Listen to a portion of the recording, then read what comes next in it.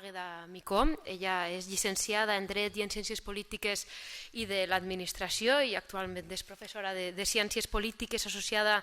per el Departament de Dret Constitucional i Ciències Polítiques de la Universitat de València. Ha sigut regidora a l'Ajuntament del seu poble, l'Olleria, i com saben també és coordinadora nacional del Bloc Nacionalista Valencià i secretària d'organització de Compromís. Endavant, Àgueda. Moltes gràcies, Violeta. Moltes gràcies a tots i a totes, a Diplocat per haver-nos convidat, a Albert Royo també, personalment, per donar-nos aquesta oportunitat de parlar del dret a decidir ací al País Valencià, i a Migdio també, perquè l'acabé d'escoltar ara mateixa i com que discrepem tant, farem que aquest debat sigui molt fructífer i apassionat. Primer que res, a mi el que m'agradaria dir que crec, baix el meu punt de vista personal i crec que és compartit en Compromís, el problema que ara mateix hi ha quan parlem de la qüestió relativa al procés d'independència de Catalunya o a la realitat que està passant a Catalunya o al País Basc és que l'estat espanyol no entén la plurinacionalitat de l'Estat, i jo crec que les paraules de Migdio mos ho fan veure d'una forma molt clara. És que l'estat espanyol és un estat plurinacional, vulguem o no vulguem, estigui o no reconegut en major o menor mesura per la Constitució espanyola. Vull dir, hi ha cultures diferents, hi ha històries diferents, hi ha diferents formes d'entendre la vida, diferents formes institucionals i polítiques de veure la realitat, i això és una riquesa que tenim en l'estat espanyol. Vull dir, si algú no vol entendre això, crec que s'està equivocant moltíssim en el plantejament. Jo crec que el problema que n'hi ha és un problema de marc cognitiu. Sempre la gent, els nacionalistes com Emilio, que ho són, que parlen des de la cultura dominant, des de la cultura espanyola, que no necessita justificar-se, no necessita explicar-se, perquè ells ja són l'estat, són la cultura que vegem als mitjans de comunicació, ells no cal que reivindiquen res perquè ja ho tenen tot. Aleshores, ells veuen els nacionalismes perifèrics o les cultures que no són com la cultura dominant castellana com un problema. Això passa, jo sempre ho explico i ho compare amb el patriarcat, perquè moltes vegades, veritat, quan parlem de les diferències entre els homes i les dones, o com molts homes veuen que el fet que les dones cada vegada tinguin el mateix nivell públic o privat faig que ells ho vegin com una qüestió en la que ells estan perdent privilegis, això és el mateix. Vull dir, la qüestió és que tots i totes tinguem la cultura que tinguem i provinguem de la nació, de la nacionalitat que provenim, tenim els mateixos drets dins d'un estat de llibertat, democràtic i plural. Aleshores, clar, la cultura dominant, quan ha de cedir espai a altres cultures que tenen el mateix dret a existir i a reivindicar-se i a estar i a conviure, no només en l'estat espanyol, sinó en Europa i en el món, ho veuen com un problema, quan en realitat no ho és.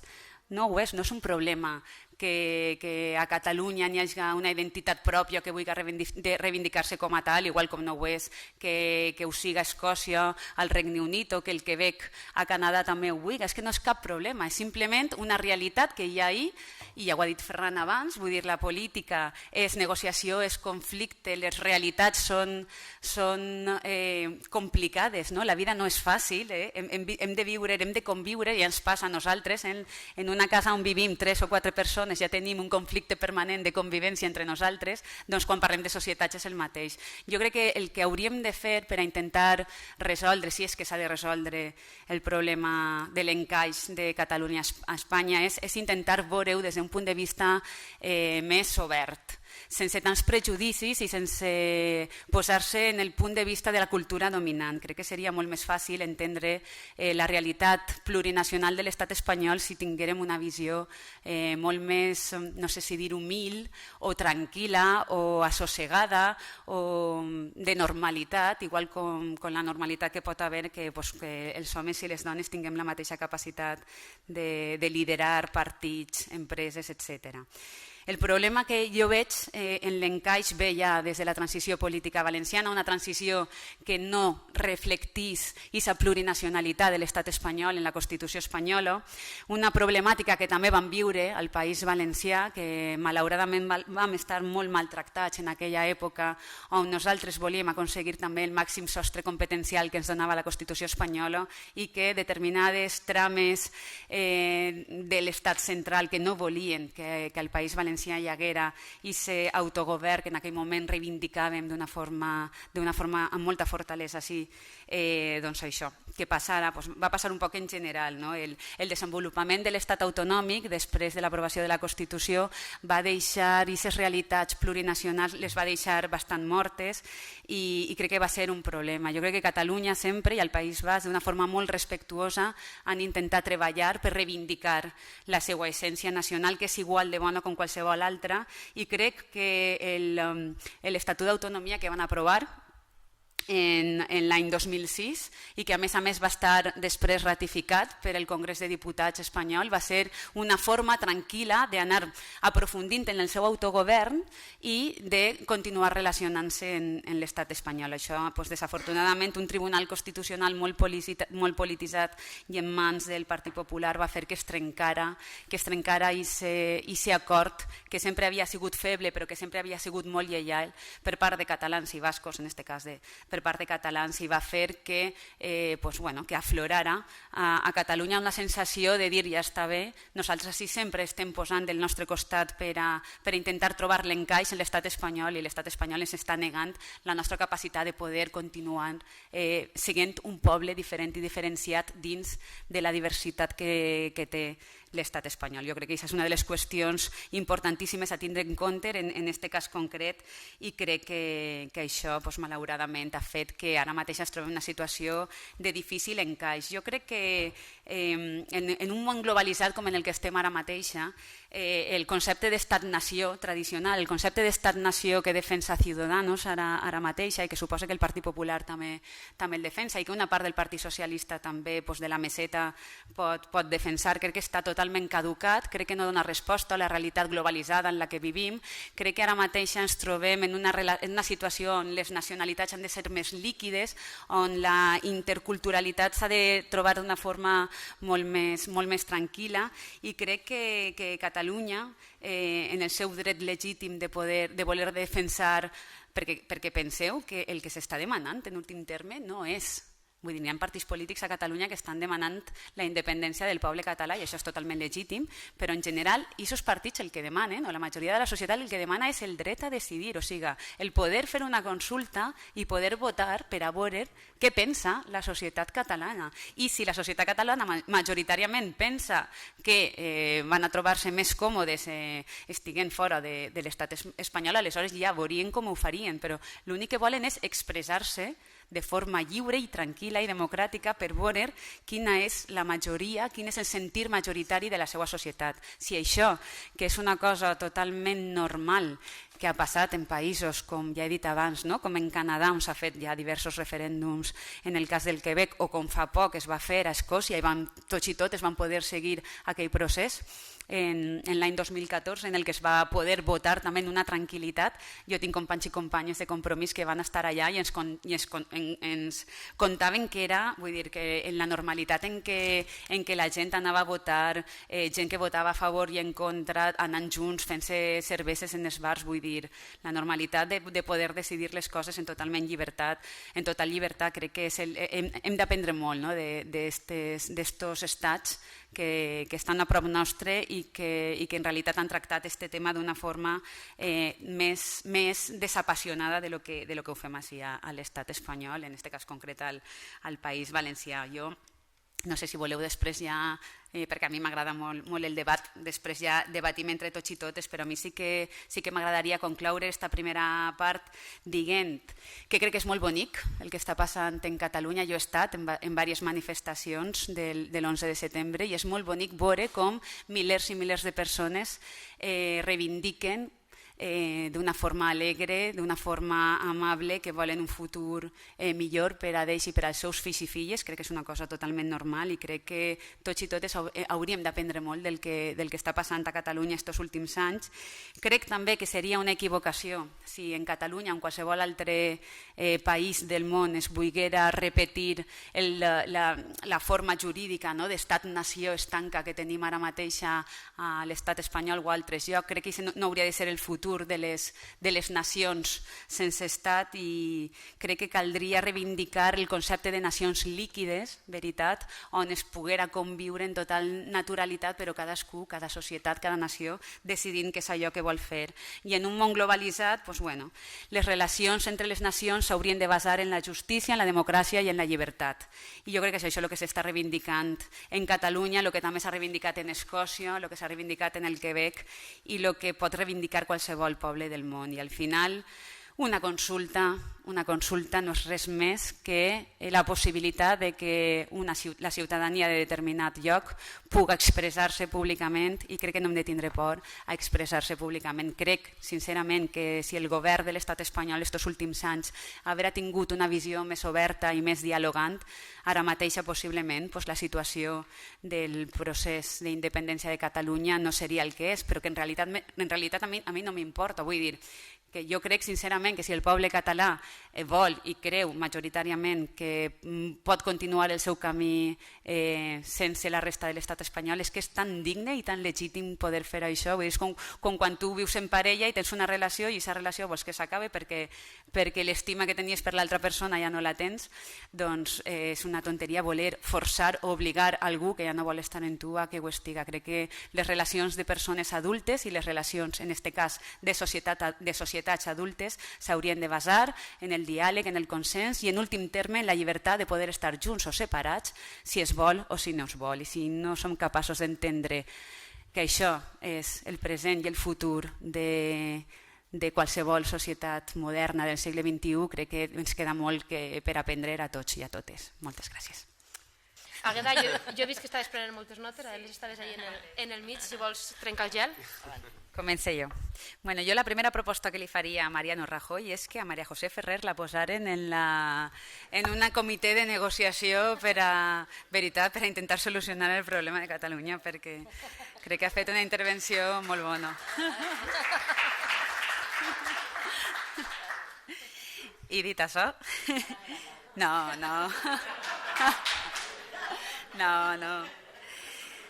No, jo crec que totes i tots hem dit coses molt interessants. Sí que és veritat que hi ha una cosa que passa en esta taula pel que deia María José, no? Dels partits que estem a la taula. Doncs bé, dels partits que estem a la taula, l'únic partit que no té representació en Catalunya és Compromís, perquè tant Ciudadanos com el PP, com Podem, com el PSOE són partits d'àmbit estatal i teniu presència també a Catalunya perquè sou un partit estatal. Compromís no, Compromís som l'únic partit d'estricta obediència valenciana, que tenim un prisma des d'ací i cap ací. Possiblement això també faci que aquesta qüestió, veritat, la vegem des d'un punt de vista o des d'una sensibilitat diferent que la resta. Quan parlem de si el dret a decidir podria ser o no, per una qüestió fàcil, per exemple, quan en Escòcia, en el Regne Unit, el que es va fer va ser una delegació de competència de l'estat central, de la capacitat de fer referèndums al Parlament escocès per a convocar-ho. Mireu que fàcil, ni reforma constitucional ni res. Seria tan fàcil com una delegació o una transferència d'aquesta capacitat. Ahí sí que podríem fer en l'article 150 que parlava María José. Vull dir que al final el que vull dir en això és que la voluntat política fa possible que n'hi hagi capacitats de solucionar o no aquesta qüestió, per exemple, i recordem com es va reformar la Constitució, l'article 135, d'una forma rapidíssima, perquè la voluntat del PP i del PSOE en aquell estiu va ser molt fàcil i molt ràpid d'arreglar. Vull dir que la voluntat política és la que fa que les coses siguin o no possibles. Independentment de que cadascú de nosaltres o de la gent que estem al públic o de la gent en Catalunya, alguns vulguin el dret a decidir per acabar tinguent un estat, un país independent o confederat o com se vulgui dir, o altres persones com la gent de Podem, que possiblement està a favor del dret a decidir, però la majoria d'ells votarien decidir quedar-se en l'estat espanyol i no, però al final lo important és, jo crec que més enllà del resultat, també en aquest cas el mitjà és important perquè així el que estem parlant és de la possibilitat de que la gent s'expresse, de que una qüestió que és problemàtica i ho està sent des de sempre, i això ho sabem, perquè l'encaix de Catalunya en Espanya sempre ha sigut una qüestió complicada, de dos nacionalitats o dos cultures que conviuen i que una vol més capacitat d'autogovern i l'altra no li vol cedir aquesta capacitat d'autogovern, el que parlàvem al principi del marc cognitiu de les cultures dominants i de les cultures no dominants. El que vull dir jo és que crec que estaria bé el poder buscar el mitjà del dret a decidir simplement per a que la gent poguera expressar lliurement el que pensara. I si el que pensa la gent és, igual com ha passat a Escòcia, majoritàriament, i no amb una diferència molt gran de vots, que el que volen és continuar formant part del Regne Unit, no ha passat res, continuen formant part del Regne Unit. És veritat que el National Scottish Party ara està més reforçat i tenen més capacitat d'autogovern, però dins d'un Regne Unit, vull dir, això els ha servit en Escòcia, per exemple, per a reforçar el seu autogovern. Què passaria a Catalunya? Pues possiblement el mateix. Vull dir, eixiria la majoria de la població, perquè jo crec que la gent és bastant conservadora en aquest sentit, no votaria a favor de l'autodeterminació del poble català, però sí que ajudaria a poder reforçar aquesta visió nacional o pròpia de la gent de Catalunya i poder continuar aprofundint en l'autogovern i buscar vies de solució que poden passar per... Vull dir, hi ha diverses vies molt obertes. Estem, jo què sé, des de tindre un estat propi dins d'un estat confederal o buscar un estat federal asimètric. Hi ha moltíssimes fórmules i més ara, conforme jo parlava abans, que no és una qüestió de buscar les fórmules tradicionals que no ens estan servint, sinó de parlar de nacionalitats o de nacions líquides des d'un punt de vista molt obert, i jo crec que no seria tan complicat, però al final si no es permetem ni poder expressar-se és que estem perdent la capacitat de llibertat bàsica i de democràcia. Àgueda, per a tu hi havia una apel·lació d'aquesta xica sobre la posició de Compromís respecte del dret a decidir a les Corts Espanyoles. Ara li contesté. Jo volia començar pel final, ho faré també ràpidament. Sí, gràcies. El concepte dels nacionalismes insaciables, m'agrada molt aquest concepte, perquè clar, els únics nacionalismes que no són insaciables són els que ja estan saciats. És que ja tenen tot el que volen, clar, és que són insaciables, són els que tenen que buscar allò que els altres ja han aconseguit. Aleshores, el dret de poder aconseguir el que volen ho tenen tots els pobles i totes les nacions del món, en veritat. Pel que fa a la pregunta sobre el dret a decidir, en Faura vam estar conjuntament, sí, la gent d'Esquerra Republicana, a la que jo estime molt, i la gent de Compromís, parlant del dret a decidir. Jo en aquell moment comentava que, clar, al País Valencià, clar, avui estem parlant del dret a decidir a Catalunya, no? Jo crec que al País Valencià no es donen les circumstàncies en concretes, no n'hi ha aquesta demanda ciutadana per a parlar del dret a decidir. Jo crec que ara mateix estem en una situació en la que, és la meva opinió, vull dir, jo crec que la meva opinió era de Compromís. Pensem que ara no és el moment de parlar del dret a decidir del País Valencià, sinó és la qüestió de portar a Madrid, per això fem aquest pacte a la valenciana amb els companys i companyes de Podem, anem a fer este xic senador d'ací poquet, i amb la gent d'Esquerra Unida del País Valencià, perquè el que volem és portar allí una veu valenciana. Jo crec que Compromís està fent molt bé la seva feina en aquest sentit, i el que volem és treballar per un finançament just, posar els problemes valencians damunt la taula, parlar d'inversions, parlar de corredor mediterrani, parlar d'infraestructures al País Valencià i parlar de deute històric. Per això, ara mateix, a Compromís, això és del que s'ha de parlar a Madrid i del que s'ha de parlar a Espanya. Que això no vol dir que més avant, tant se val, no? D'ací uns anys puguem parlar del dret a decidir valencià, doncs això és una cosa que caldrà que vinga o no, però ara mateix jo crec que no és en el que estem. I pel que parlava de les qüestions econòmiques a Catalunya, doncs, jo crec que caldria que feren un balanç de deute històric que té l'estat espanyol en Catalunya i Catalunya en l'estat espanyol, i evidentment, si al final acaba havent una secessió, doncs sí que caldria que es compensaren aquests diners i que s'emportaren la part que els pertoca. Jo crec que els catalans en general no tindrien cap problema en poder fer aquest plantejament. Jo dues qüestions més. Una, a Emilio, dir-li que la igualtat, això ho diu un professor meu de Drets Humans a la universitat, la igualtat no vol dir una talla de pantalons de la 38 pa tots i totes, perquè jo, per exemple, no me'ls podria clavar. La igualtat vol dir que hem de tractar qüestions diferents, veritat, solucions diferents a reivindicacions diferents. I, evidentment, el cafè para todos, que es va fer en la transició política i en els primers anys de democràcia, no va ser i no ha sigut una solució per al model territorial valencià. Jo crec que és una cosa que hem de tindre en compte i hem de posar damunt la taula. I a Maria José el que li diria és que, quan parla de procés de diàleg, que és que està superbé això, però és que, clar, Mariano Rajoy, el govern del Partit Popular, ha dit des de fa molts anys cap ací que no s'assenta a parlar en un procés de diàleg amb la gent de Catalunya perquè això no volen ni posar en dubte la possibilitat de que hi hagi un canvi a la Constitució espanyola. Aleshores, crec que el primer que caldria és que el Partit Popular encetara, igual com tu comentes, esa via de diàleg que fins ara no ha passat. I quan parles de legalitat, de signar acords o solucions per damunt de la legalitat, és que la legalitat la fan les majories parlamentàries. I, evidentment, la legalitat va canviant i va evolucionant conforme evolucionen i canvien les majories parlamentàries. I, evidentment, tot es pot canviar. La Constitució espanyola recorde que es va canviar, recordeu, l'article 135 de la Constitució i amb una majoria del PP i del Partit Socialista. Tot es pot canviar, s'han canviat lleis, per exemple, la de la PA s'ha canviat i ara, per exemple, tot el món entenem que lluitar contra els desnonaments i el dret a la vivenda digna és una qüestió bàsica i fonamental i no fa molt de temps no pensàvem això. Els marcs jurídics i legals canvien i hem d'evolucionar en companyia d'ells. I per acabar... Sí, t'he de demanar que vagis acabant. Sí, acabé ja, perquè li contesta a Maria José que dia... Què penseu si aplicaríem així els partits valencians que estem així, si a Catalunya demana la independència, què faríem? Jo, personalment, te contestaré, jo demanaria la clàusula Camps i aconseguiria el màxim d'autogovern per al País Valencià conforme fer a Catalunya qualsevol altra comunitat autònoma de l'estat espanyol. Seguiria a Francisco Camps i a la seva clàusula que va fer molt bé al nostre Estatut d'Autonomia. Gràcies.